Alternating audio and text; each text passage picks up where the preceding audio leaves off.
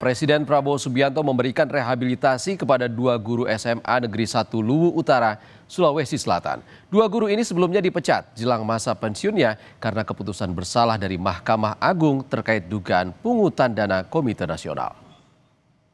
4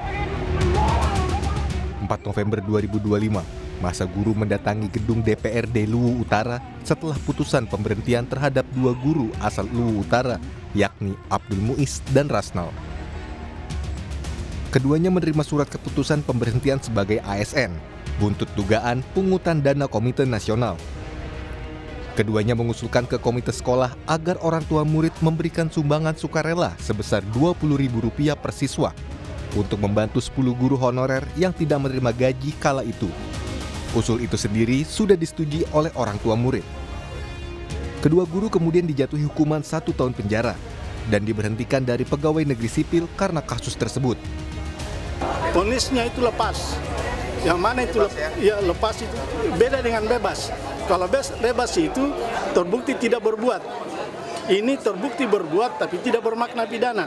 Ya, itu lepas. Dikasasi apa? Dikasasi itu dituduh dipersalahkan menerima gratifikasi. Ya, yang mana itu gratifikasi di situ karena ada insentif pada tugas-tugas tambahan, wali kelas, pengelola lab, Wakasek. Berarti saat itu kita dituntut korupsi. Dan itu tidak pernah muncul di persidangan sebelumnya itu. Usai mendapat dukungan dari berbagai kalangan, nasib kedua guru Luwu itu pun sampai ke Presiden Prabowo Subianto. Usai pulang dari kunjungan kenegaraannya Kamis dini hari, Presiden menandatangani surat rehabilitasi untuk Abdul Muiz dan Rasnal.